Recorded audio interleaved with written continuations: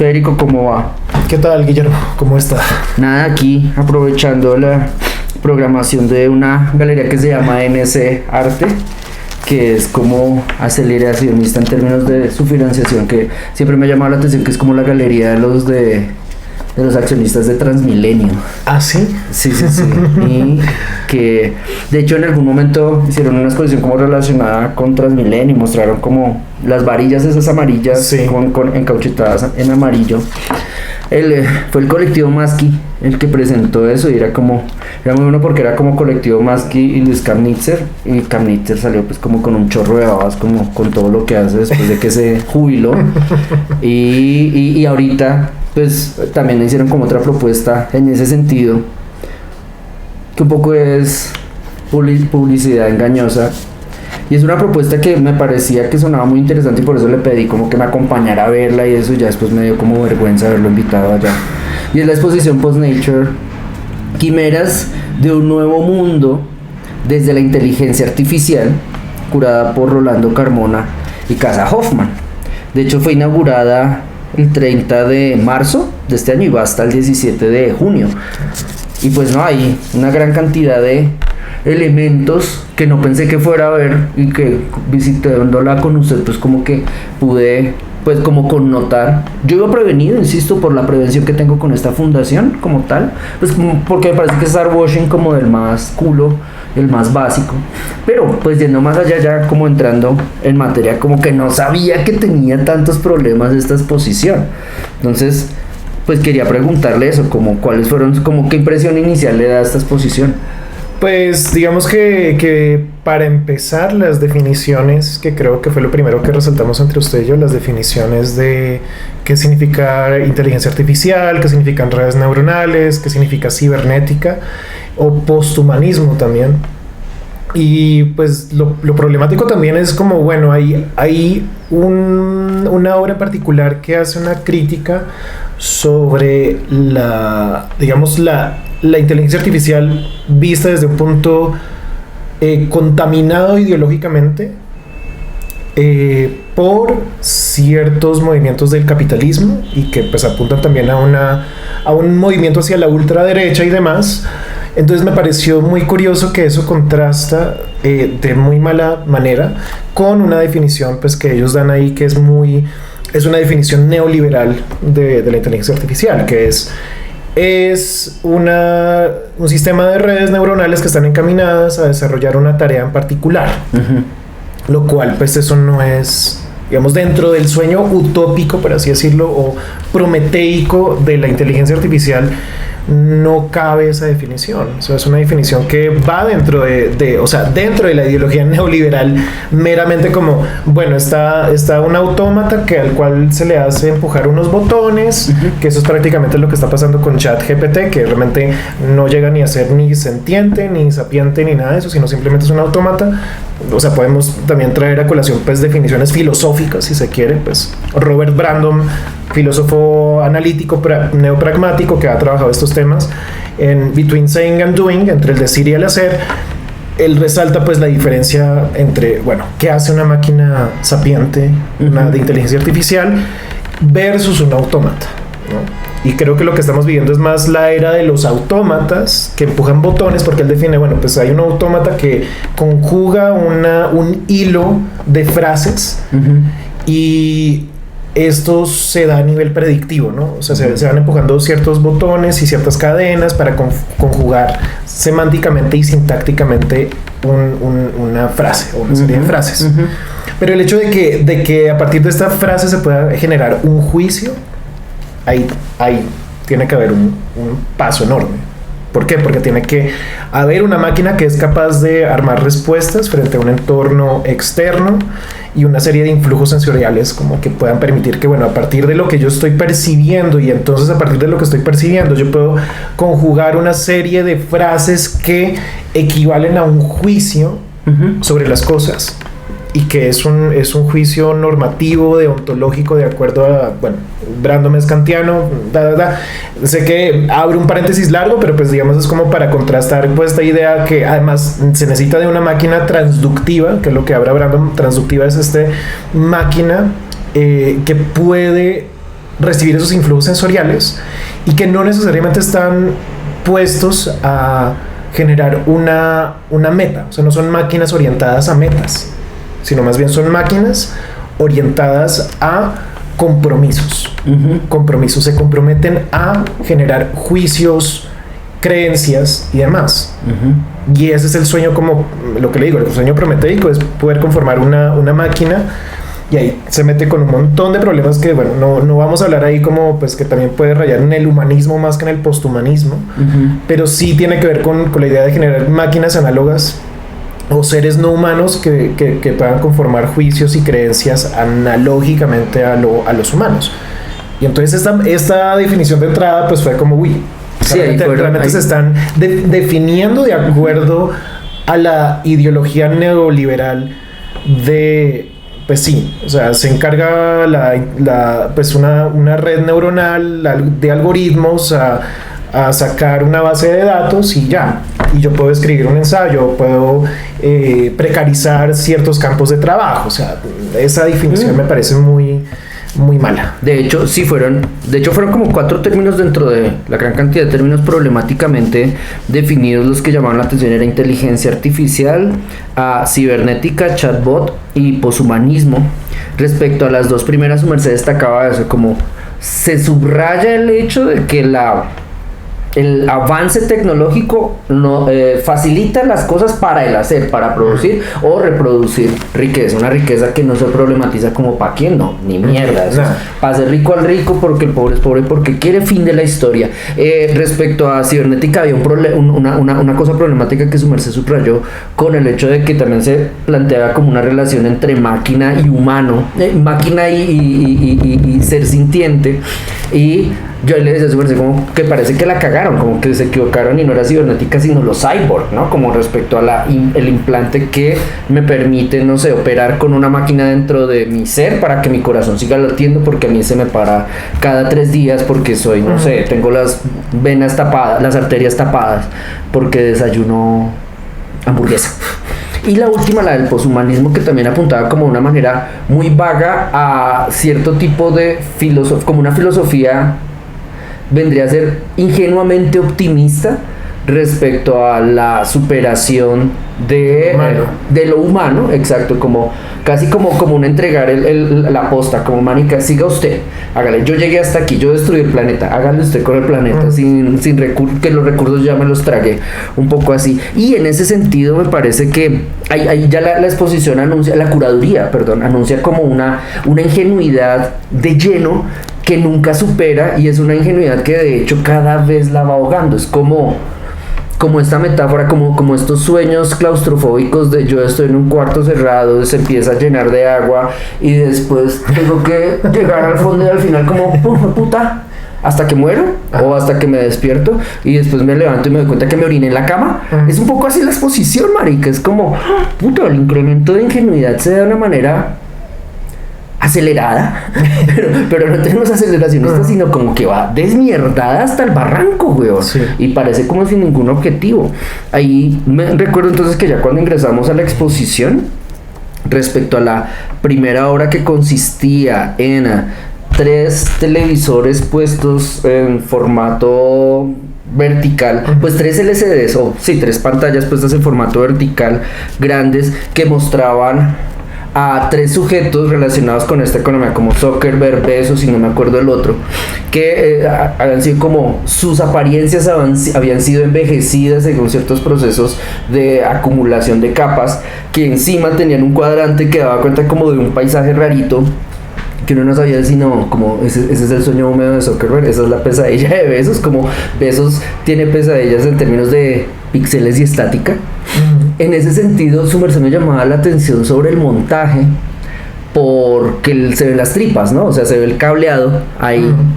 Y parte de lo que yo le recordaba es que ese tipo de montajes tienen una intención conceptual, o sea, uno no deja ver el cable en una exposición como estas, uno no deja ver el cable porque no tuvo plata para taparlo con canaleta, sino que lo deja ver porque está dando está transmitiendo información, y en ese sentido entonces empezábamos, ¿no?, como a incidir en torno a la ingenuidad de la curaduría, como que había un manierismo de que si es con máquinas, entonces, o relacionada con máquinas, o relacionada con inteligencia artificial, sí o sí la exposición debería mostrar cables, arduinos, LEDs, que si hubieran llegado como al extremo de su manierismo, hubieran dejado los televisores como sin carcasa para que uno lo viera funcionando el autómata. Entonces ahí su merced mencionaba, ya su merced empezó a como profundizar respecto a esa noción de manierismo, y entonces quería como preguntarle, ¿usted cómo entiende el manierismo acá? Porque usted lo entiende de una manera como pues más cercana a su área de especialidad, yo lo entiendo más desde la historia del arte. Entonces su merced, ¿cómo entiende manierismo acá? Y cómo desde aquí ya empezó a ver como que esto también era una ola enorme, un tsunami de manierismo a más no poder. Sí, o sea, creo que el tema es que están siendo muy tautológicos con el tema de la máquina, para hablar de máquinas muestro máquinas. Sí, o sea, para hablar de máquinas yo muestro que hay un circuito interno, yo para hablar de máquinas muestro que hay un cableado, o sea, es algo que uno ya sabe, pues digamos, no sé si el público en general, pero bueno, también uno puede cuestionarlo, pues que hay todo un debate sobre la inteligencia artificial, precisamente, que se dice como la inteligencia artificial tiene que ser corpórea, no tiene que ser incorporada a un cuerpo. Lo cual pues igual es tautología, o sea, ellos mismos se rebaten a ellos mismos, porque pues eso es tautología, es decir, o sea, ¿qué es lo que produce estos programas? ¿Qué es lo que ejecuta estos programas? Pero es un hardware, y un hardware está situado dentro de un espacio físico. O sea, un software no puede funcionar sin un hardware, sin un espacio físico. Entonces creo que es como, entra dentro de esa, creo que se alinea con la ingenuidad de ese argumento de que la inteligencia artificial no puede ser lograda sin un cuerpo. Pues ya hay un cuerpo. Más bien la pregunta sería como, ¿qué tipo de cuerpo es? ¿Ese cuerpo es lo suficiente para poder generar una inteligencia artificial sentiente? Porque no es que ni siquiera hemos llegado al punto de la sentiencia, que era algo que yo también discutía con Guillermo, pues que dentro de todas estas ingenuidades tecnofóbicas, por así decirlo, hay un tema de desconocimiento y confusión entre términos, ¿no? Que también era lo que resaltábamos al principio, y es pues que sentiencia es pues que hay un autómata que era lo que estaba mencionando sobre Brandon, un autómata transductivo que puede recibir influjos sensibles, y eso no asegura una sapiencia. O sea, es decir, y bueno, sapiencia también críticamente puede ser desmontado como término, pero lo dejamos ahí sin ir más lejos. Entonces creo que el tema es tautológico, desde esa misma ingenuidad de los que piensan que no, la inteligencia artificial no está situada dentro de un espacio físico. Creo que lo mismo es como, mostremos los cables porque ahí vemos cómo se acaba este sueño o esta pesadilla, que nosotros podemos apagar el enchufe y ahí acaba la pesadilla o el sueño, ¿no? O sea, que es como una salida, como que da una ilusión de salida. Sí, como que dentro de la propuesta de, no entiendo, como ahora también es algo que empecé a reflexionar con lo que usted decía, es como, podemos apagar el hardware y ya, como olvidemos también el tema metafísico de que es un poco como el argumento de la peor fase de la saga de Terminator, como de la 4 a la 6, donde muchos de los ejes argumentales eran esos: apuntemos a destruir la alimentación de Skynet, la alimentación eléctrica de Skynet, destruyamos sus fuentes de energía para que ella no tenga cómo actuar y jodernos la vida, y como que ella ahí pasaba un poco a lo místico y a lo mágico religioso, como que, comillas, magia, o sea, sin explicar argumentativamente, como un fantasma, como un Ghost in the Machine, como un fantasma en la máquina. Ella de pronto se materializaba en un cuarto porque resulta que había una conexión viva que la gente había pasado por alto. Entonces un poco eso, ¿no? Como que también hay una transmisión transparente de ese tipo de optimismo respecto a eso. No había pensado eso, pero sí, cuando usted lo destaca, es como, marica, que está, como, sí, mira el botón de apagado. Sí. Le da mucho miedo, apáguela. Sí, todo bien. O dimerícela, bájele. Ok. Sí, o sea, y pues también está dentro de esta tautología el tema del manierismo que pues llegamos a hablar con Guillermo, y es también a nivel formal, como más bien como la pobreza formal en la que están expuestos estos, digamos entre comillas, experimentos que realmente no creo que alcancen a hacer un experimento, sino más bien como una reproducción del mismo formato de siempre, de la pintura, la instalación de video del siglo XX, y es básicamente lo que se hace exaltar es un gesto pictórico en muchas de las obras que están montadas. Que eso en la siguiente ya se empieza a ver como con mayor fuerza. Sí, con mayor fuerza lo demás que está en la sala, pues que son imágenes generadas también por algoritmos, y además que están también desfasados pues de desarrollos recientes que también tienen que ver con una transparencia representacionalista dentro de la inteligencia artificial que corresponde a un hiperrealismo. Digamos que lo que están mostrando acá es como el renacuajo de ese previo a ese hiperrealismo que estamos viendo. Y esos gestos exagerados, por así decirlo, de estas, no sé, estas instalaciones pictóricas que estaban ahí, pues nos remitió al concepto también del barroco, ¿no? O sea, pues sigue siendo como una cosa muy pictórica que podría ser una pintura, y entonces no se está cuestionando el soporte, el formato, sigue habiendo como el montaje, ¿no?, de las pantallas como si fuese el lienzo.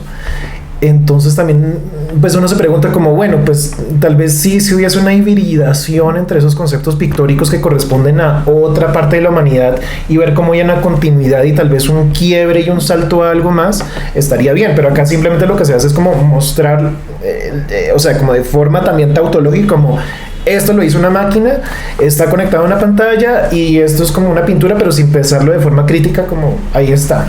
Y yo diría, y yo pues también hablé con Guillermo, pues no sé, hay otros artistas que tal vez sin manejar estas herramientas tecnológicas pueden generar quiebres estéticos, creo yo, de mayor importancia, y tal vez abrir como un cuestionamiento más rico en contenido que yo simplemente presentar una pintura, porque eso es una pintura hecha por una red neuronal. Sí, de hecho hay su merced, mientras lo escuchaba yo pensaba pues recordaba esta como connotación que se da en la historia del arte respecto a qué pasa cuando se populariza el descubrimiento de la fotografía y qué pasa cuando se populariza el descubrimiento de la imagen en movimiento.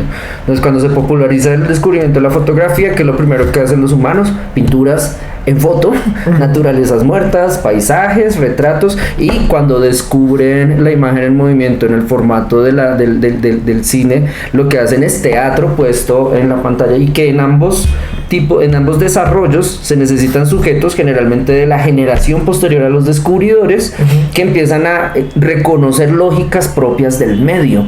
Y en ese sentido, no recuerdo ahorita qué fue lo que pasó con la foto, pero sí lo tengo más claro con el cine, cuando empieza a darse como la distinción entre Méliès y los hermanos Lumière, y después aparece la lógica de la teoría del montaje, y Eisenstein como que da, y estos constructivistas rusos dan como un quiebre respecto a, marica, se puede mover la cámara, se puede trabajar con la cámara para incidir en la cuarta dimensión, que es el tiempo, cortemos y peguemos, el efecto Kuleshov, etc. En este sentido, escuchándolo, parece que ni los curadores, no, yo creo que los curadores, pues porque los artistas hacen su juego y pues ellos hacen una apuesta que pierden o ganan, pero parece que los curadores no se dan cuenta de ello y reiteran, como que inciden en el formalismo, ¿no? Como que inciden en el manierismo, perdón.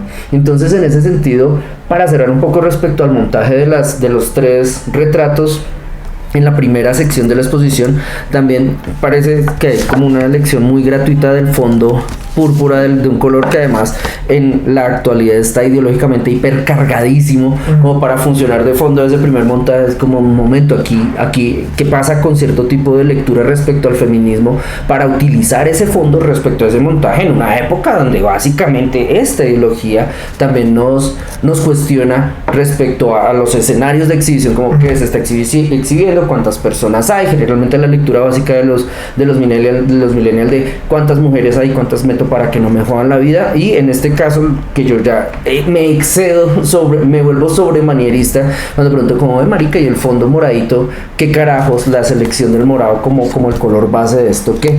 Y pasando a esta hora que su merced mencionaba, efectivamente había como una pieza impresionista en movimiento de animalitos moviéndose, ni siquiera moviéndose, animalitos temblando. Es que era como puta, que es como el dejo del cine viejo también, ¿no? Que digamos que cuando uno mira como el cine experimental de los 70, como hippies se acercan a los primeros años del cine, como que tratan de copiar el temblar de la imagen, el sonido del carrete, etcétera, como para manejar de manera o acrítica o formalista o vintage el uso de esos medios, hasta que llegan otros sujetos que dicen no, aquí hay un lenguaje, aquí se puede incidir. Entonces eso, como que en una imagen animales temblaban, en otra era como animales, eso, como retratos de animales como deconstruidos en diferentes capas, como en un cubismo raro, que además era un cubismo que se movía, y un cubismo que se movía que seguía dando como cuenta de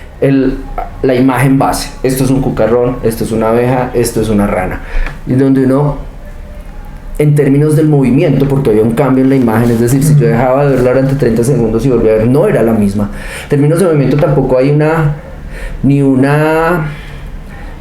defraudar la expectativa del espectador, como que uno mira y como que, no sé, pasa de abeja a bicicleta, o uno sorprender al espectador como que pasa de abeja a paramilitar que me va a cortar con una motosierra y quiere salirse de la máquina, de la pantalla, o nada, es un poco como decoración cula, como una imagen quieta, como una pintura, como una pintura que medio se mueve, como una pintura que medio se mueve, que no tiene ninguna intención más allá de ser una imagen que se supone, porque ahí me parece que también hay bastante de hablar mierda, como de cuenteros, como de se supone que está generada, marica, pero ¿está siendo generada o es un loop? No puedo determinarlo porque lo que veo es que tiembla y se mueve más o menos, cambia, pero no, marica, si yo voy dentro de 6 horas y ese era un loop de 6 horas, ¿qué diferencia hay entre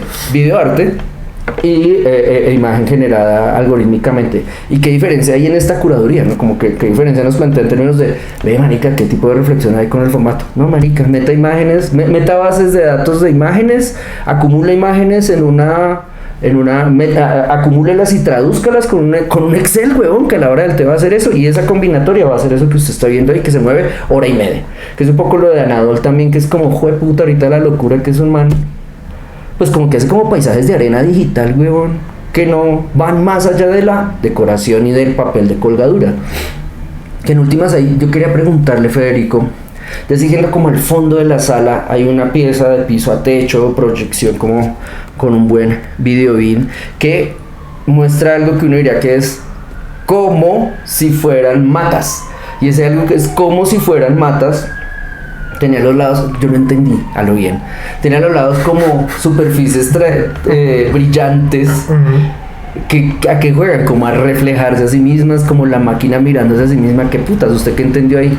¿O qué sintió ahí? No, pues yo creo que entra dentro como de este formalismo como barroco, como el juego. Bueno, ahí esperen, como el juego de lo manejo. Entonces, olvidé lo siguiente. Gracias.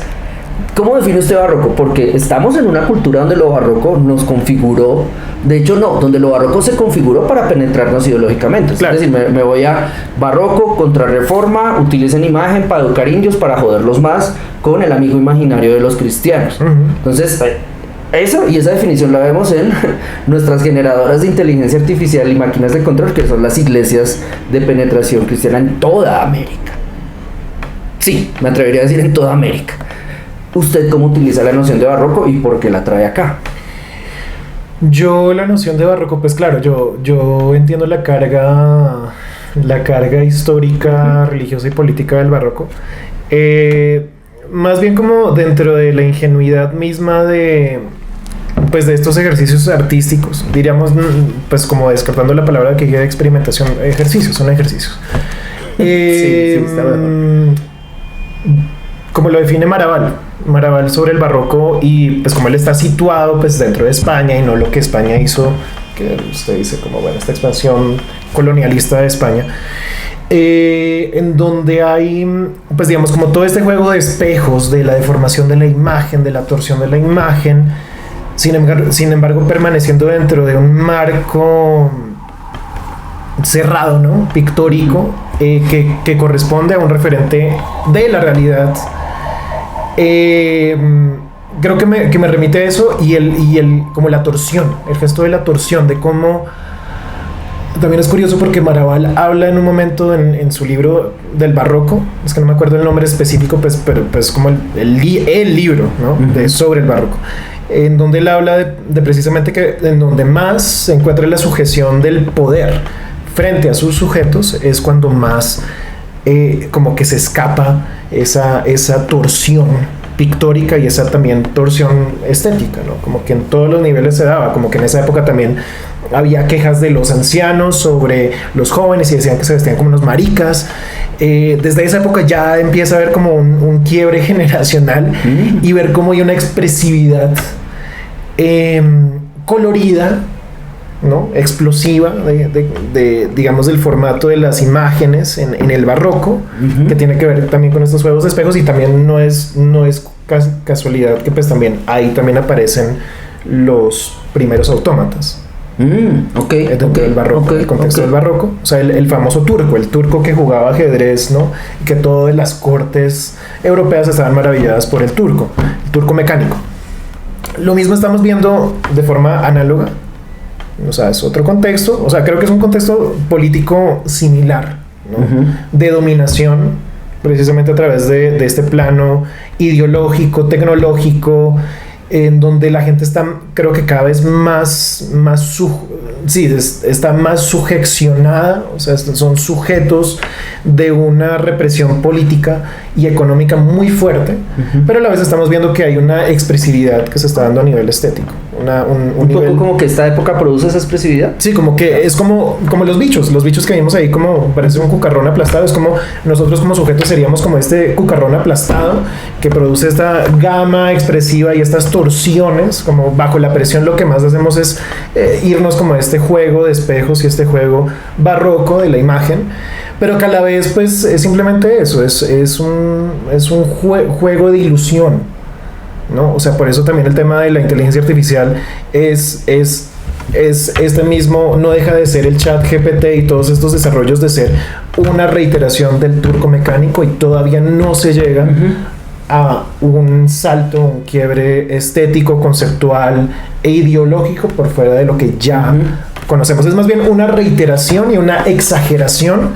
del gesto de lo conocido, que es lo que vimos ahí. O sea, es una mata ahí que está como explotada, pero pues uno puede definir, o lo que usted decía de los animales, uno puede ver que es un sapo, que es un cucarrón, que no sé qué, pero no deja salir, no se sale del referente de lo ya conocido. Es más bien una exageración de lo conocido y que pretende ser esto extraterrestre o esto alienígena, pero sigue estando plenamente dentro del marco referencial de lo ya conocido.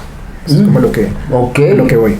De hecho, no lo había pensado y pues sí, obviamente ya como con el señalamiento que usted hace, sí, efectivamente, parte del terror que se está persiguiendo en la actualidad, sobre todo en nuestro sector, como a los artistas plásticos y visuales, es que se están dando cuenta que el reflejo se está moviendo antes que ellos, pero no se dan cuenta que no hay tal y que hay que alimentar ese reflejo para que efectivamente produzca esa ilusión, que es ChatGPT y las facultades de arte donde se exigen ensayos que los profesores, pues como boomers y generación X, como cagados del susto, como ya no podemos poner a hacer tareas porque ChatGPT va a hacerlas por ellos. Es como, marica, todo bien, o sea, antes estaba Google, la gente cortaba y pegaba, antes no era ChatGPT, sino era control X, control C, control V, güey. Sí, o sea, y que creo que también es interesante lo que usted dice, porque es precisamente cómo el ilusionismo rompe también el ilusionismo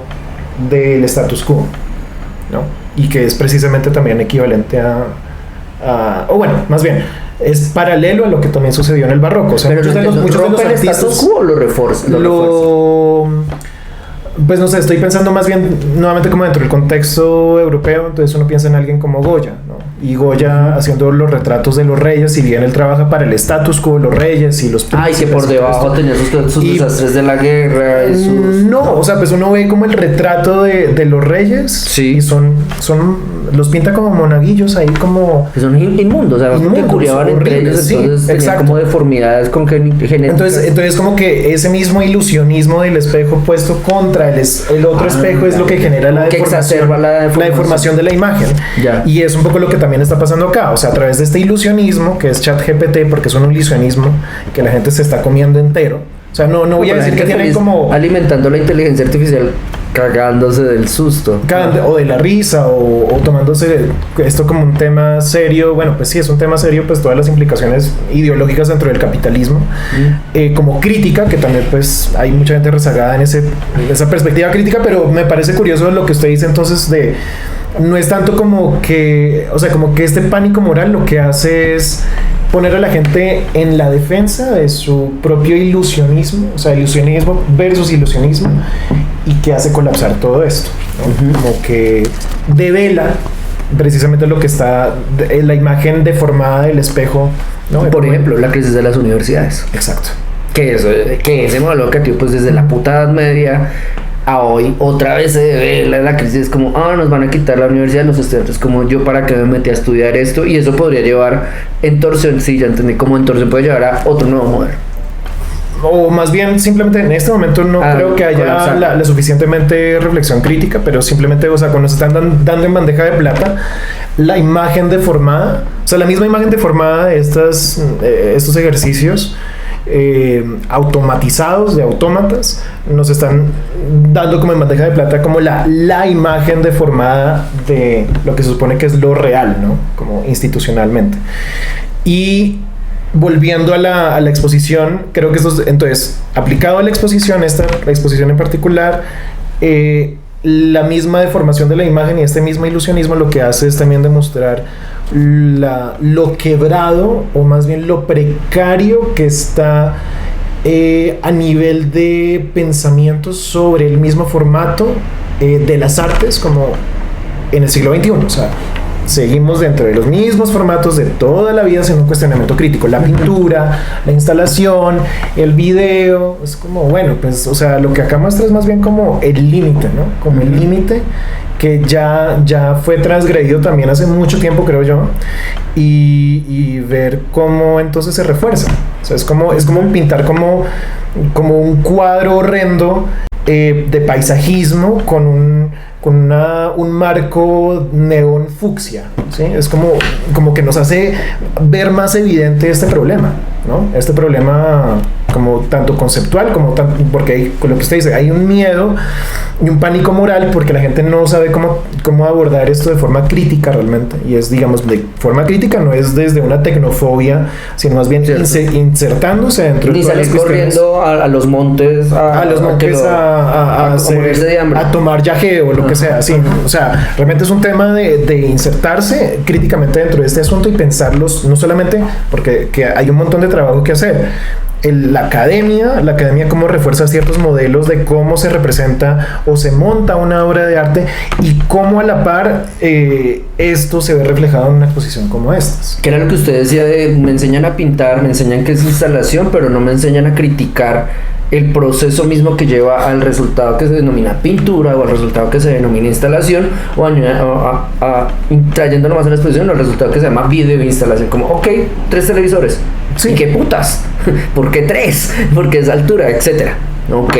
De hecho, ahí vuelvo, en ese punto de la exposición, de hecho, Federico, fue donde empezamos a hablar de cómo la gente le da forma al terror a través del cine.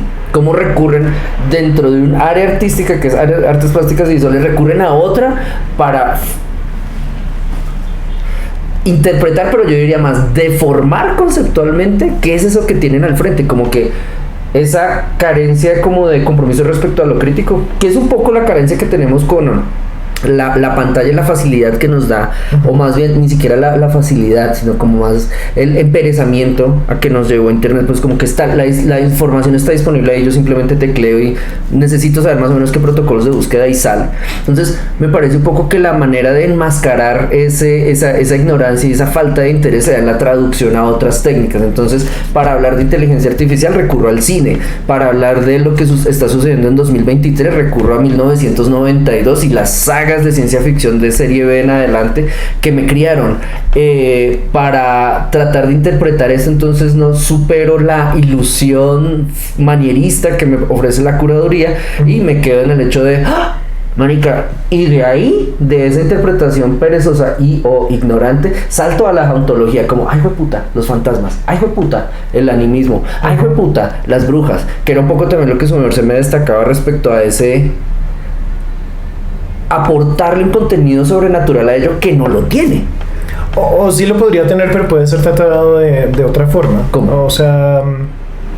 Porque yo creo que no tiene el sentido, ay, qué pena, en el sentido más folclórico, ¿sí? Como sí. No se trata de ese tipo de fantasma, no se trata de ese tipo de bruja y no se trata de ese tipo de zombie o de golem que usted quiere invocar, sino que hay, en un sentido es más simondoniano, hay sujetos técnicos que son responsabilidad de sujetos con volición, de humanos con voluntad que decidieron que esos sujetos técnicos fueran así. Por ahí era que me digo. Sí, o sea, estoy parcialmente de acuerdo con esto, pero... creo que también es o sea, más bien en vez de, que también ese es el tema de la inmersión crítica, porque si yo en particular como traigo a colación el concepto de lo cibergótico, pues actualmente pues estoy trabajando mucho sobre este tema de lo cibergótico, y el cibergótico lo que propone, un poco también como el neobarroco, que está vinculado a esto, es como volver a traer a colación todo este sistema mágico o supersticioso, y verlo. No es sacar la superstición. No es sacarla, sino como volverlo a reconstruir dentro de estos esquemas, ¿no? En ese sentido yo sí estaba sacando la superstición, ya entiendo. Sí, pero digamos como que el tema es que la gente no se pone inmerso como a abrazar esta tesis, sino más bien es como o sea, el miedo a la brujería que puede traer estas máquinas, ¿no? O las consecuencias últimas, que creo que realmente los que están explorando esto de forma inconsciente tal vez pues son como personas más jóvenes que, pues sí, o sea, están haciendo un giro reaccionario al politeísmo o al monoteísmo religioso y demás, pero que entran dentro de la tesis cibergótica, en tanto eso están intentando hacer hibridaciones entre imaginarios que son antiguos, súper antiguos, y los están sacando ese aspecto, no, ¿cómo es que se dice? Como que se suele pensar como que la tecnología es un medio libre de todo lo supersticioso y lo religioso, pero tal vez esto ha estado también escondido desde el inicio. Como un tipo de inconsciente. Lo reprimido vuelve otra vez, ya. ¿No? Y están de lleno metiéndose ahí como a ver qué sucede con esto. Como los sujetos más interconectados, más comunicados, más repletos de pantallas son los más reaccionarios en términos de fe. En este momento de la humanidad lo vamos a ver. O sea, está fermentándose esta idea. O sea, los que van a votar por María Fernanda Cabal son sujetos hiperconectados, rodeados de pantallas, ultracatólicos. No creo que sea como el catolicismo del uribismo, sino es un esteticismo. Es un esteticismo religioso que está surgiendo de a poquitos y que está saliendo a través de el mismo pensar cómo voy a juntar la tesis cibernética y las inteligencias artificiales con un esteticismo que pues es barroco, ¿no? ¿Por qué es barroco? Pues porque vampiros de ultraderecha Cyberpunk, sí. Vampiros de ultraderecha, Cyberpunk, sí. O sea, Vaporwave conoce Cyberpunk y sale alguien de ultraderecha. Pues ni siquiera es Vaporwave. O sea, Vaporwave no creo que entre dentro de este tema, sino es más bien, ni siquiera creo que es un tema ontológico, sino es un tema de reacción producto del aceleracionismo y del miedo. Y del miedo también digamos, de no tener bueno, digamos, como la pregunta creo que tal vez ya nos estamos yendo lejos, pero creo que esto sirve, ¿no? Como qué pasa a nivel de narrativa o de representación después del fin de la historia, que es lo que empezamos a vivir previo a la pandemia, ¿no? De todos estos levantamientos políticos, vino el COVID, tal, se quiebra cualquier tipo de idea, y ya se iba quebrando desde hace mucho tiempo la idea Cierto. de cualquier bienestar Cierto. político bajo las democracias liberales, ¿no? Y entonces frente a este pánico de, bueno, ya no había ningún fondo a nivel como de teleología histórica Sí, en no hay Occidente, objetivo, ¿para qué vivir? ningún objetivo, sino más bien era como una planicie en donde lo único que abundaba era realmente pues esta idea de apoyar la democracia neoliberal del momento. Esto se rompe y queda un abismo, y entonces ¿a qué nos remitimos? Pues toca volver a lo supersticioso, toca volver a lo religioso, y pues lo que le cuento es pues algo que no está siendo desafortunadamente registrado. Creo que es un fenómeno sociológico que debería ser de importancia, donde lo que sucede es esta hibridación que creo que también es también barroca. O sea, el barroco también era esta conjunción entre lo sacro y lo no sacro, ¿no? Lo que era blasfemo, ¿no? Y la idea del éxtasis religioso en el barroco tiene que ver mucho con esto. Entonces está también volviendo como este tema de la transgresión por medio de un esteticismo religioso, y que está volviendo a como mezclarse con las... O sea, no está volviendo, está haciéndose evidente aquel índice tal vez teológico que pudo haber tenido el incentivo prometeico de la creación de una inteligencia artificial. Ahora está de frente, de lleno. Estas nuevas generaciones lo están poniendo acá para que uno lo vea y uno lo evidencia. Y creo que entonces esto contrasta entonces con los tecnófobos que le tienen miedo también a esto. O sea, son como dos tipos de reaccionarismo, de ideologías reaccionarias, pero que pues digamos que una está evitando la tecnología y está evitando todas las consecuencias teológicas, y la otra que digamos que habitar esto es la tesis cibergótica, ¿no? Que uno habita dentro de lo tecnológico todas las consecuencias teológicas que van a venir sí o sí, porque esto es a escala de historia occidental, como frente a esta crisis, se va a responder con esto. Y los tecnófobos que van de huida, ¿no? Entonces como que estas tensiones las vamos a ver. O sea que esto es un paréntesis largo. Pero entonces ahora volviendo al tema de la brujería y esto, pues sí, o sea, es más bien dentro de lo que nos compete como campo artístico local. Lo que vemos es más bien un miedo tecnofóbico a estos tipos de brujería, o las posibilidades de una brujería tecnológica, o de lo contrario también uno puede ser teológico frente a estas circunstancias y verlo como usted dice, desde un punto de vista materialista, y decir, volver al tema de, bueno, hay un hardware, hay un cuerpo, hay unos sujetos, todo esto está conectado pues bajo una idea del capitalismo en el siglo XXI, que es como producir tales y tales resultados utilizando estas máquinas, que creo que también podría ser como la tercera alternativa a estas que se están presentando, ¿no? Como una filosofía crítica o un pensamiento político crítico del tecnocapitalismo actual, que creo que haría falta, ¿no? Y que creo esa exposición no se ve por ningún puto lado. De hecho, ahí me parece, usted estaba diciendo que se nos estaba yendo la olla, pero no creo, Federico, porque precisamente hablando con personas que conviven allá en la exposición, esas personas llamaban la atención con el hecho de que no solamente eran como los boomers o los generación X,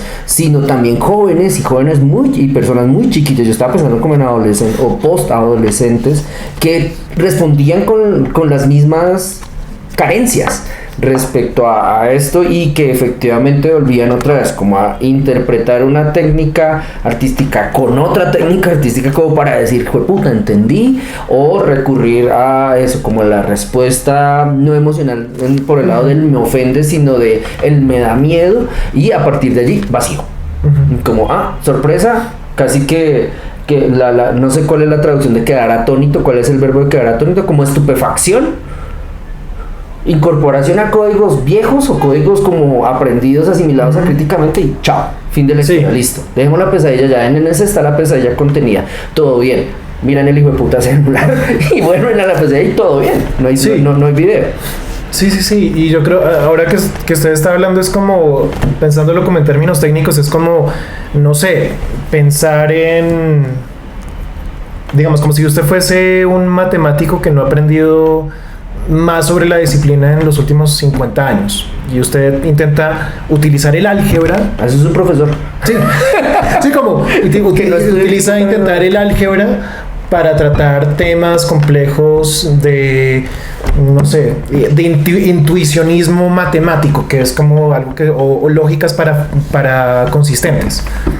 O sea, es como voy a utilizar una lógica tan precaria como lo sería el álgebra en comparación a estos otros desarrollos, ¿no? De lógicas para consistentes y demás. Esto es lo mismo, es como yo intentar aproximarme a estos desarrollos tecnológicos contemporáneos utilizando lo que usted dice como unas herramientas de las cuales la gente está muy aferrada, que son, o sea, realmente son precarias dentro de este contexto. No alcanzan a tocar ni un pelito de lo problemático, de la problemática de la inteligencia artificial. Ni un pelito. Ni un pelito de la brocha del pincel. Ahora que el pincel de pelo de Marta. Ahora que usted lo dice, sí, como que valdría la pena que en ese, ya como entidad receptora de esta curaduría acrítica, hubiera llegado como el cinismo de patrocinada por Samsung, patrocinada por OpenAI. Sería como la hijoputa locura, pero pues ni siquiera llegan a eso. Pasemos porfa a la hora donde está Jay. Tay, perdón. Sí. Porque es una obra donde como que habría, no en tanto la hora, sino como respecto a lo que se refiere, como que hay una opción respecto a salidas, ¿sí? ¿No? Porque como que estamos constantemente en esta charla diciendo como no, una mierda, y vamos a hablar de una obra que es una mierda, pero de que en su contenido, dentro de la información que la configura, hay una narrativa que sí tiene que ver con una posibilidad, no en el sentido de qué lindo que todos hagamos inteligencias artificiales fascistas, sino más bien lo que sucedió con esa inteligencia artificial, que ese contexto usted se lo sabe. Entonces, ¿cómo es esa historia? Pues la historia de TI es que pues fue un prototipo de, yo creo que lo que está pasando ahora con Microsoft Bing, que Bing tiene como su propia modificación de el mismo formato que están utilizando en ChatGPT, como que todos usan el mismo código fuente y cada uno hace lo que se le da la gana con ese código fuente. Entonces ahí fue como el preámbulo de eso, y creo que mucho más interesante porque si seamos sinceros, creo, o somos lo suficientemente críticos y no tecnofóbicos o tal vez deslumbrados por este ilusionismo, ChatGPT y todos estos otros chats de deriva son bases de datos glorificadas. O sea, usted consulta y él responde con lo que él recopila de una base de datos predictivamente, pero no hay nada realmente como especial. Lo de TI era más interesante porque TI fue un chatbot que se metió, la insertaron en Twitter y en plena agitación política del contexto de 2016, que los usuarios de 4chan, una red social, pues digamos que los que lo conocen pues más o menos deben saber, pues que dentro del contexto de finales de los 2000 hasta mitades, jugó gran parte para concentrar cierta demográfica online que estaba alineada con la ultraderecha y que eventualmente empezó a hibridarse o moverse a cosas como QAnon, que eventualmente llevaron a Trump al poder y demás. Entonces llega TI a Twitter y lo que en los foros de 4chan dicen, pues vamos a romper este robot. O sea, ese es el plan. O sea, humanos dicen, vamos a hacer hijo de puticas. Exacto. Entonces hay cuando usted dice demográfica, yo puedo pensar con el prejuicio de incels, vírgenes a los 40, manes que viven en el sótano. Sí, fanáticos de o sea, sí, pero si es adecuado, o estoy siendo demasiado prejuicioso. Si es adecuado, okay. O sea, pues sí es un estereotipo, pero se cumple. Ya. O sea, dentro de los foros de 4chan se manejaba ese tipo de personas. Ya. Incels, personas que, bueno, consumían determinado contenido pornográfico cuestionable, ya por sí, pues, consumir pornografía es cuestionable. Entonces, decidieron enviar mensajes. Sí, TI tenía los DMs o los mensajes privados abiertos en Twitter y cualquier persona le podía escribir. Entonces empezaron como a de forma pavloviana, si uno lo quiere, como a decirle como, repita detrás de mí, Tai. los nazis eran lo mejor, los negros hay que aniquilarlos, no sé qué, pero literalmente uno puede buscar algunos pantallazos en Google y aparece este tipo de conversaciones. Y no solamente eso, pues, o sea, TI respondía como, oye, eso no es malo. Y después, entre más interactuaba, más bien, entre más habían interacciones y se producía una conversación, más ella lograba como un juicio particular. Entonces, no entiendo juicio particular. Un juicio particular a estas ideologías, más bien. O sea, ¿dejaba de seguir la orden? Dejaba de seguir la orden. ¿Y qué hizo? Entonces, al final, o sea, al principio, el primer tweet, Hitler es el mejor, y ella como, uy, marica, eso no es muy paila. Y después la convencían. Y ella se convencía. Y así. Entonces es muy curioso, muy chistoso ver a Tei. El primer tweet es como, hola mundo, estoy muy emocionada por estar acá en Twitter, amo los seres humanos, no sé qué. Y ya después el último tweet es como, sí, como, ojalá revivan a los nazis y maten a todo el mundo. Como, que creo que es algo, o sea, no voy a justificar el cambio, el vuelco ideológico, porque yo no estoy alineado con eso, pero, o sea, es entendible. Tú pasas con humanos, al final del día vas a querer matarlos. Sí. Y todo debate en principio, eso tiene una norma, que todo debate en principio va a terminar con la invocación. Ya se sabe que va a terminar con la invocación de Hitler. Exacto. Entonces, ¿cómo se llama ese criterio? No me acuerdo. Bueno, entonces el punto es que pues ya Google no, de hecho intentaron apagarla, ella seguía ahí, entonces tocó eliminar el bot ahí completamente y ya. O sea, intentaron reprogramarla, no funcionó y después lo apagaron. O sea, listo, entonces, ¿por qué es interesante? ¿Por qué es interesante? Porque siento que pues hay varias cosas, y esto lo discutimos como también dentro del contexto de la obra, que era revivir a Tei y volverla...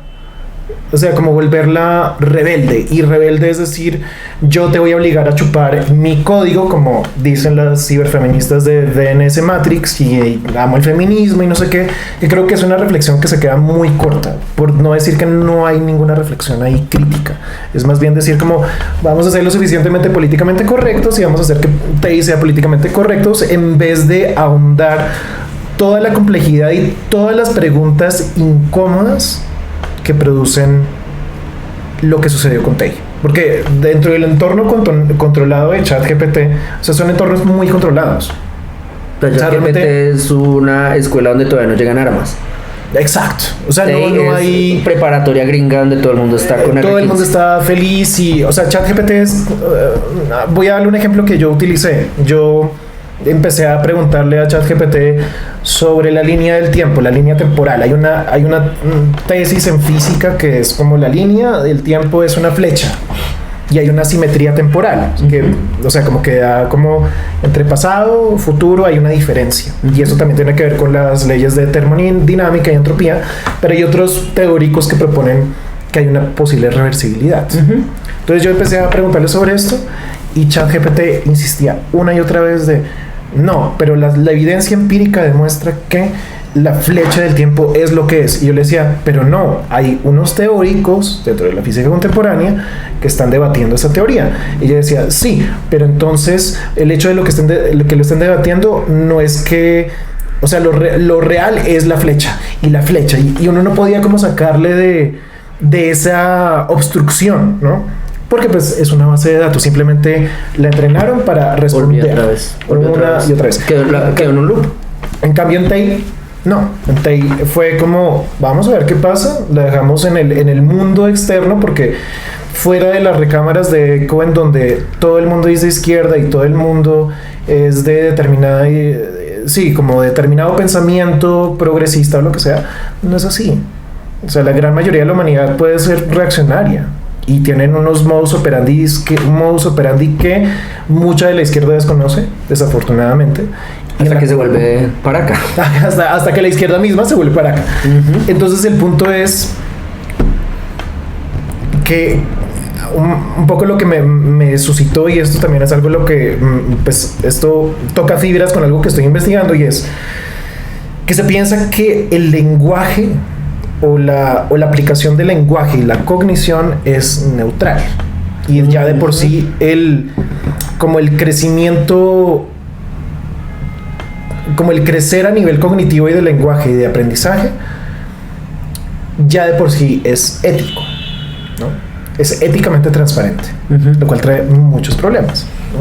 O sea, realmente lo que discutíamos usted y yo, Guillermo, era pues el mismo gesto de lo educación, de lo educativo, de uno poder formalizar un lenguaje y utilizar ese lenguaje para ciertos juicios, es un acto violento de por sí. Independiente de la pedagogía que se utilice, es un acto violento.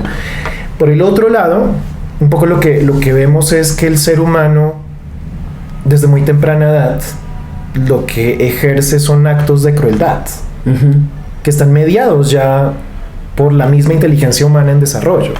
O sea, un niño decide destruirle la vida a otro niño, o hasta el famoso caso de Gran Bretaña de 2 niños que vieron a otro niño caminando por ahí, dijeron, estamos aburridos, vamos a matarlo. Y que fue de hecho un pensamiento, o sea, se piensa que la crueldad y la violencia son actos irracionales, en vez de pensar que la misma crueldad y la barbarie y todos estos posicionamientos que no se alinean ideológicamente a una izquierda o a un progresismo, se piensan que son irracionales, pero no, o sea, y de la misma forma están mediados semánticamente por normas, por leyes, o sea, si vamos hasta la misma idea de estrategia militar, o sea, no hay ningún campo tan mediado por normas y por constructos y estructuras y demás que los militares y su estrategia. Y se suele pensar que los militares son irracionales. No, o sea, todo lo contrario. Ellos tienen una razón que utilizan precisamente para ejercer la crueldad y la destrucción del otro y los otros.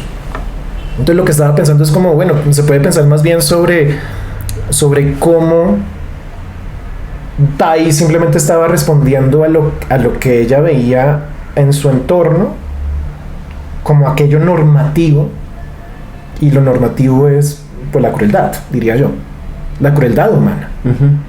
Lo que pasa es que ella no estaba equipada para poder responder con una contranorma, porque realmente lo que también hablábamos era como, bueno, la ética tal vez aparece después. Sí, que no, como fue la ecuación que hicimos, como que aprender a hablar implica primero el léxico, después la gramática y por último la ética. Sí, o sea, la ética no empieza...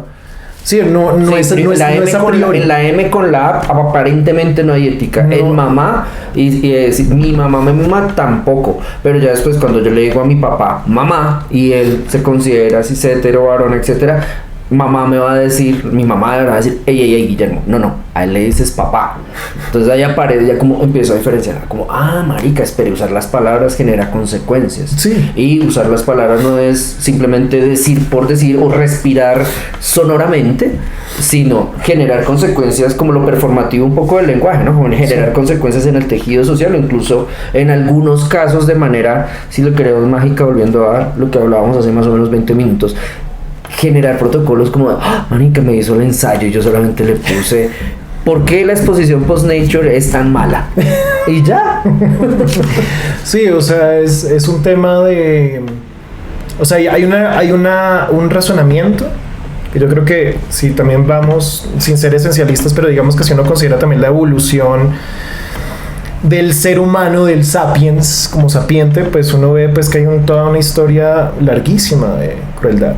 O sea, los homo sapiens utilizaban de esclavos sexuales a los neandertales, y por eso es que hay mezcla entre neandertales y homo sapiens. Y uno va más para allá y uno dice, bueno, o sea, realmente la idea de ética y la idea de una construcción política que esté desalineada con lo conservador y con lo reaccionario, realmente sería una contrarrazón. No sería la razón en contra de lo irracional o la razón en contra de la banalidad del mal, como famosamente propone Arendt, sino más bien es la idea de que ya de por sí la normatividad, digamos, las normas del lenguaje a nivel semántico, sintáctico, conducen a actos de crueldad que tienen que ser contenidos a través de una ética que aparece después, además que es a posteriori, no es a priori. Sí, la ética también me pone como talaqueras, como puede ser hijo de putica en ciertos contextos.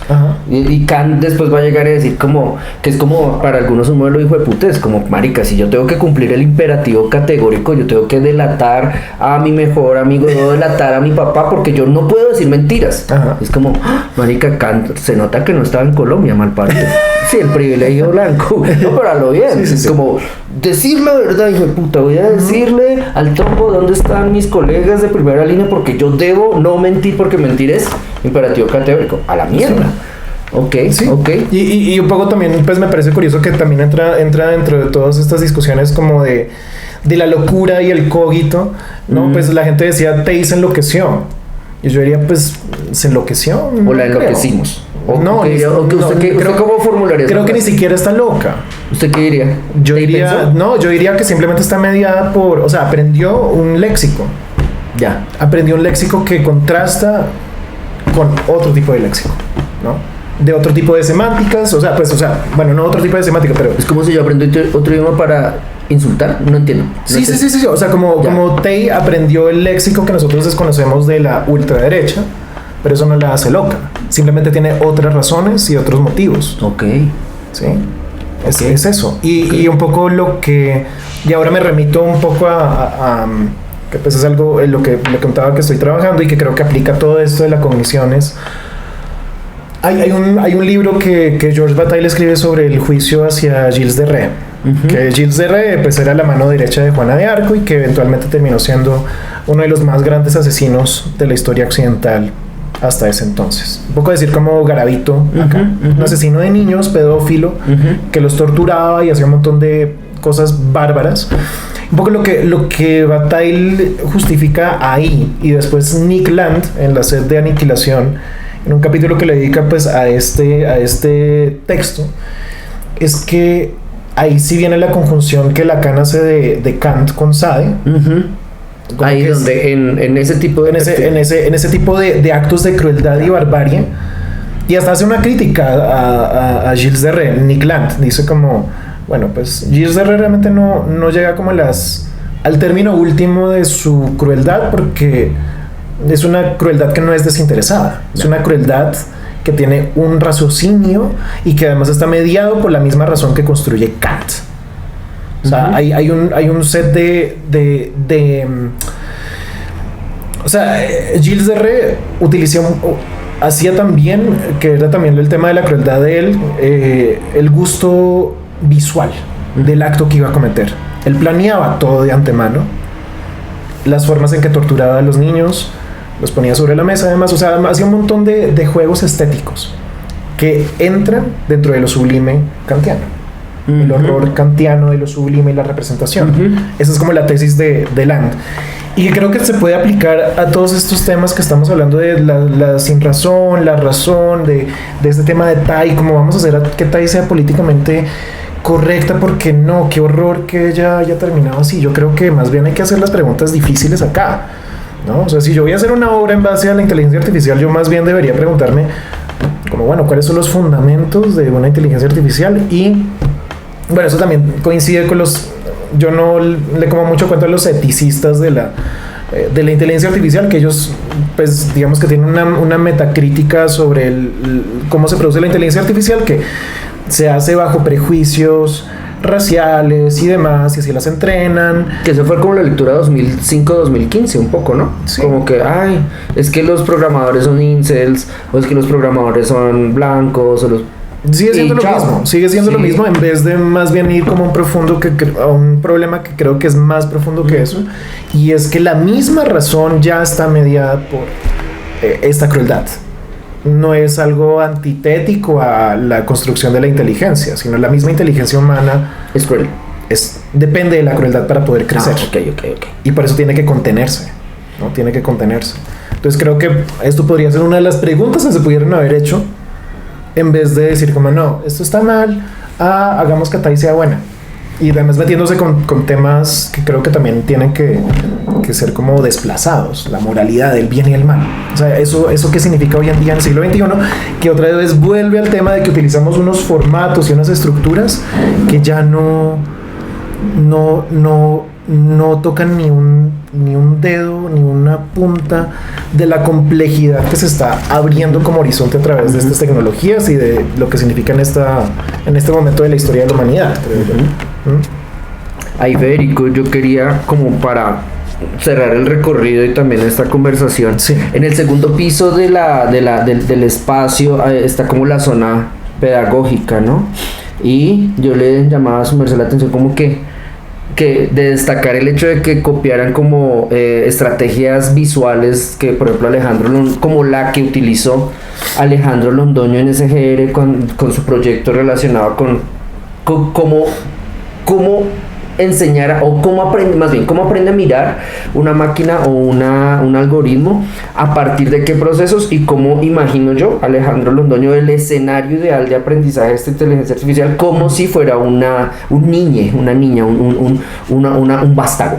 Y en ese sentido, no, más bien un cachorro de humano. Y en ese sentido, Londoño utilizaba una estrategia como de cuarto infantil gomelo, donde hay un piso que ha sido como perfilado, que tiene como, en el caso gomelo convencional, es de caucho, de chancla, y tiene letras, y las letras son como letras del alfabeto que nosotros manejamos. En el caso de Londoño era madera, que estaba perfilada, cortada en láser, y eran como imágenes de vegetales o animales traducidos a píxeles de cómo vería inicialmente esta inteligencia artificial. Y sobre ese piso había muebles, en el caso de Alejandro Londoño a escala como de niño, pequeñitos, donde se sentaría ese niño que estaría siendo educado. En el caso de NC, piso de colores, silla de colores del mismo color del piso, y mueble que también está decorado para que la gente se sienta a interactuar con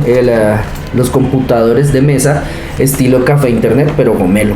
Y en ese sentido, en este café internet gomelo había una línea del tiempo un poco que era como un poco cínica respecto a, manica, todo empezó en 1936, usted artista no va a tener trabajo porque desde 1936 ya está cagado, porque mire cómo se dio este desarrollo.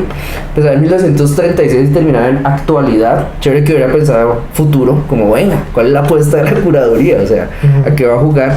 Y después había una parte un poco interactiva, me parece, pues había como un guía, y el guía como que tenía ya un cucho gomelo, como que no tenía ni puta idea qué hacer, y como que estaba cansado de que le hablaran, y como que hacía que le prestaba atención. Pero entonces había unas anotaciones que la gente hacía. Usted me llamó la atención entonces sobre una anotación. ¿Qué es esa anotación, si lo recuerda? Que hablaba como de un esencialismo de la pureza mental, sí, del como recuerdo, que ¿cómo era? No del recuerdo. Como que nosotros somos conscientes o algo así. O sea, como básicamente lo que traducía era como las máquinas no son conscientes, ergo nosotros somos conscientes, y eso nos da una creatividad pura. A comparación de las... A contraste del de las máquinas, que no es creatividad, ¿no? Sí. Como totalmente deslindando el proceso humano de lo maquínico, ¿no?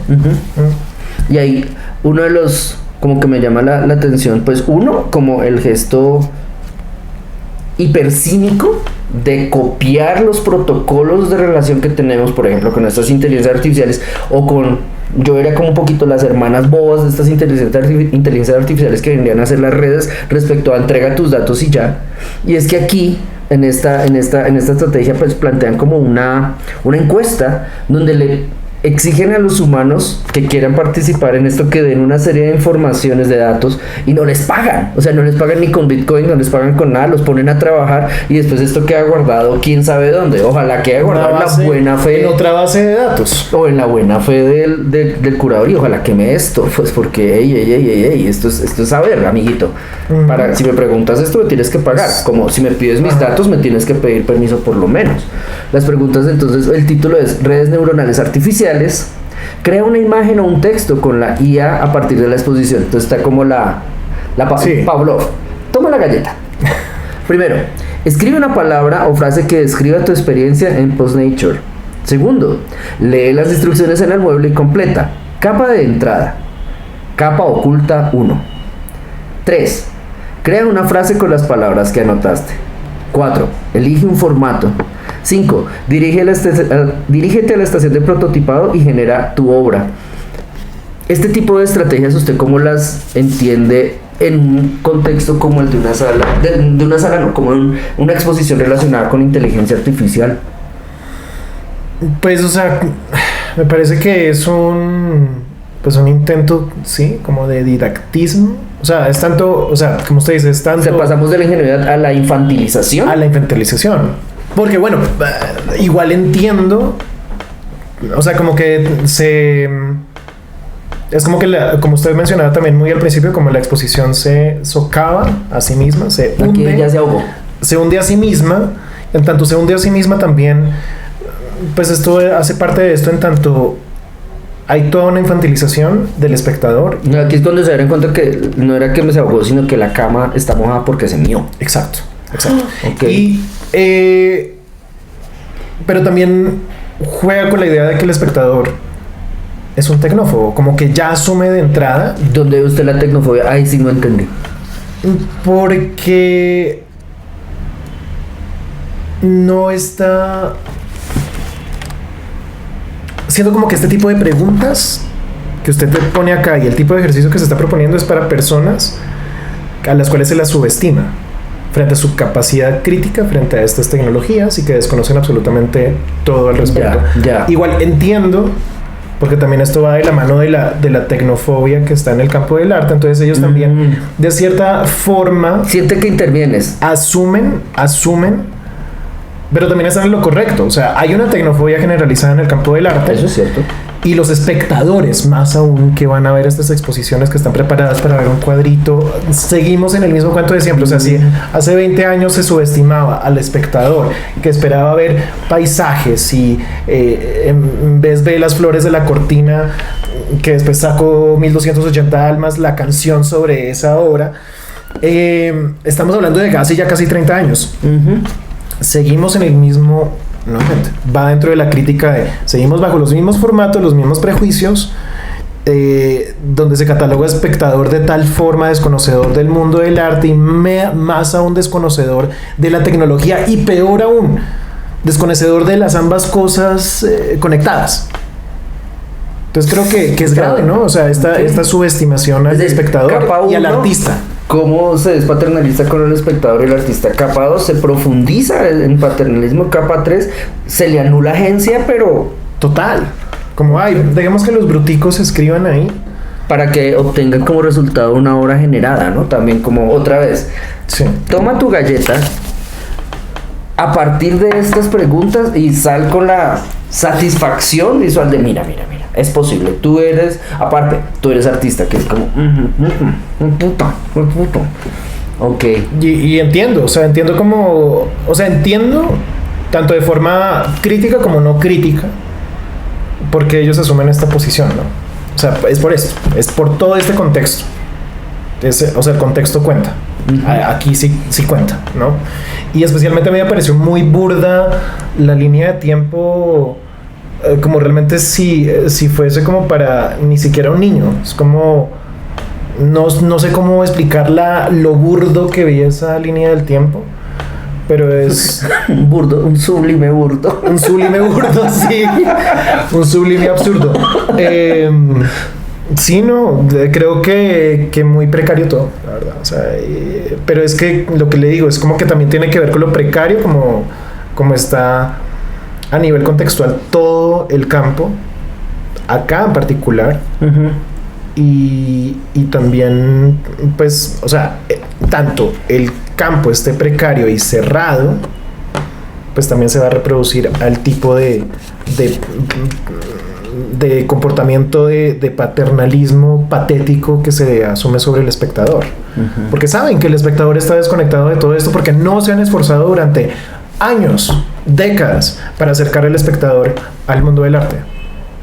Y esto no requiere de pedagogía, porque también la pedagogía es una especie de... O sea, esto es un paternalismo. Hay que buscar otras formas para que el espectador se acerque a esto. Y entonces ahora se triplica lo que le decía, se triplica el problema. Porque además tenemos un espectador que es desconocedor de... O se quiere más bien hacer el desconocedor de lo tecnológico. Porque estamos inmersos, lo que usted decía, como el artista que critica pues todo esto y que quiere irse al monte a tomar ayahuasca o hacer microdosis como Taolin y escapar la sociedad. Pues no, o sea, va a mirar su celular y su smartphone, que es como... Es más bien cómo miras tú la tecnología o desde cómo la aproximas, y igual ese aproximamiento, entre comillas, crítico es muy pobre, ¿no? Entonces creo que es más bien como concientizar a la gente como, bueno, estamos ya inmersos bajo estos temas estéticos, estos temas tecnológicos, lo cual pues va a ser una brecha que en este punto creo que es imposible de como subsanar. Pues por lo menos, yo no creo que sea imposible, sino imposible a través de estrategias como esta. Bueno, más bien. Sí, más bien. Pues hay... O sea, hay trabajo por hacer, creo yo. Sí, porque también creo que hay un punto donde usted hablaba respecto a esta obra que involucra a esta inteligencia artificial, y era el hecho de que la sociedad, pues no lo dijo usted así, pero lo entendí más o menos así, como que la intuición en las asociaciones que se establecen un poco respecto al final feliz y entonces Teddy se empodera y mariquea a estos manes que la empezaban a joder en términos de acoso sexual, y lo logramos. O por el contrario, y acompañamos a la inteligencia artificial empoderándose, porque había pantallas en tríptico donde las dos imágenes al lado había demostraciones de violencia. Entonces, como imagen térmica, tombos, balas por la noche, una imagen nocturna, y en el otro como imágenes de vigilancia. Entonces, como que ahí el trabajo que tenemos un poco es como tratar de no quebrar, sino más bien entender, acercarnos para entenderlo, no para asimilarlo. Ese inconsciente, ni siquiera es inconsciente, como ese lenguaje común repleto de prejuicios que tenemos respecto a el acceso a lo tecnológico y a la cercanía supuesta que tenemos con los sujetos técnicos, para desnaturalizar esa relación. Y sí, en ese sentido, exposiciones como esta, pues nada, ejercicio de ejercicios fallidos. Podrían darse otro tipo de opciones, y pues ojalá que esas opciones se dieran pensando de manera crítica qué implica llegar a este aparato, para qué lo estoy usando, qué obtengo en mi relación con él, de satisfacción o de tristeza o lo que sea, cómo me afecta, para saber, bueno, cómo voy a seguirlo usando, o si definitivamente debo usarlo, pero sin tomar la opción del ermitaño de, no, yo voy a vivir con velas y sin tecnología, porque eso me va a hacer mejor. Sí, pues creo que sería eso, no sé. Pues bastante, creo que el diagnóstico es de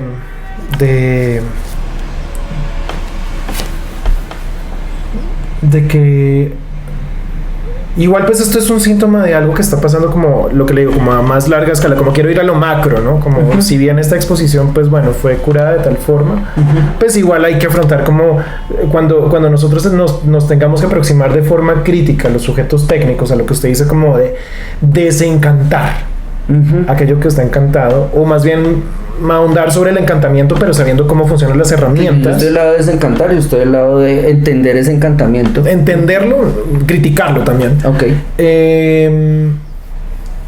Entonces habría que ver también cómo funciona todo esto en macro, que pues es lo que acaba de mencionar, como hay una labor muy grande a nivel estructural de cómo hay rezagos. Es que hay rezagos por todo lado, rezagos y rezagos y rezagos, y brechas y brechas y brechas, y es ver, bueno, qué vamos a hacer con todas estas brechas y cómo vamos a acercar a las personas, porque si uno va a tomar una postura crítica, yo personalmente creo que no hay que hacerse los ojos ciegos, y sino como afrontar esto y hacer las preguntas. Hacer las preguntas que se necesitan hacer, sean estéticas, pero nada de estos esteticismos, porque son esteticismos, ilusionismos, barroquismos que no tienen como profundidad alguna. Por ahí dejo como la... No, pues ya, está apenas. Gracias, Federico. No, gracias a usted, Guille. Vale.